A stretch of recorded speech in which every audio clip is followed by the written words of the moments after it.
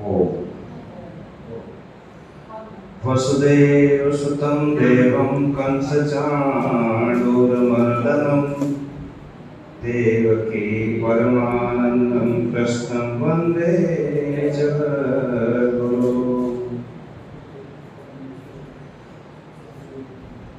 हरीश भाई साहब और शिविर प्रार्थी सभी भाई बहनों को मेरा प्रणाम, सभी के चरणों में।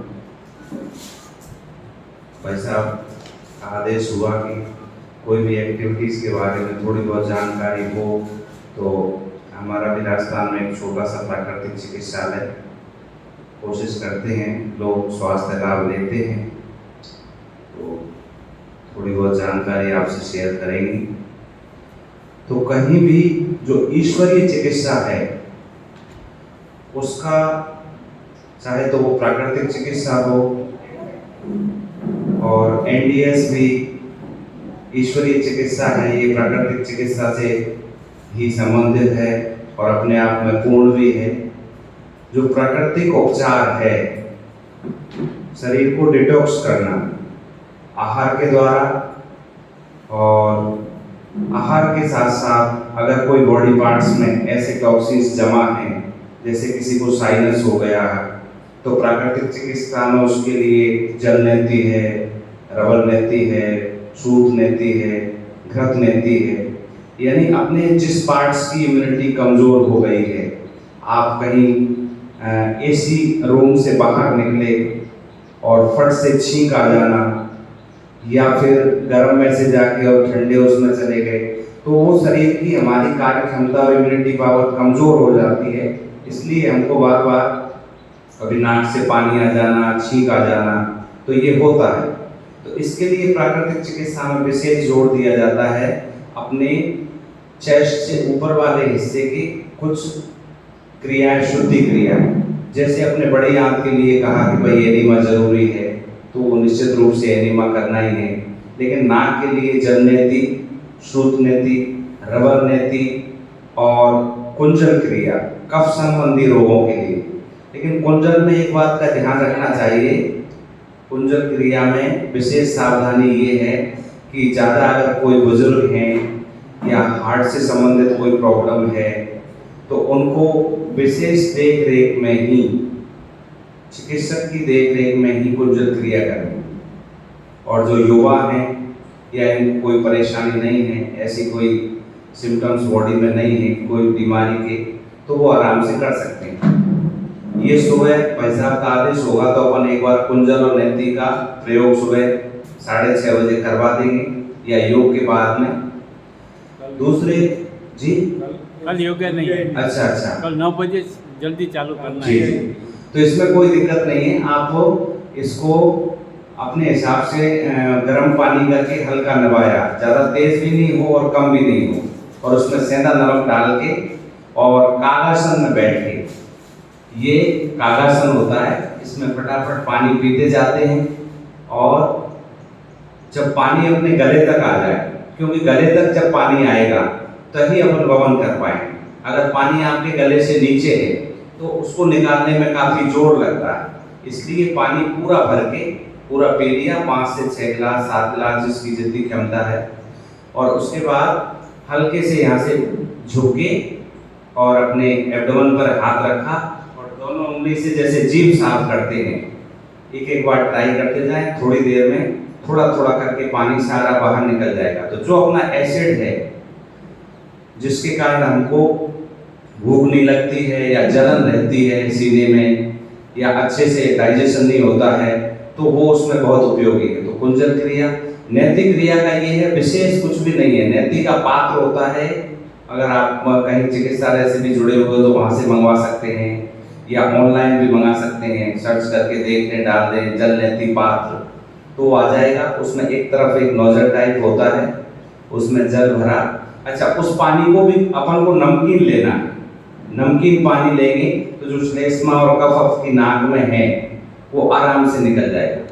इसमें सावधानी विशेष ये रखनी है कि नाक से श्वास नहीं लेना, मुंह को खुला रखें और पात्र को एक अपने स्वर में लगा के हल्का सा तिरछा होके और मुंह से सांस लेंगे और छोड़ेंगे, और इतने करने पर ही वो दूसरे नाक से धीरे से निकल जाएगा। और आप नीचे करके आंख से देखोगे तो आपको पता लगेगा कि आपकी दूसरी नासिका से पानी निकल रहा है।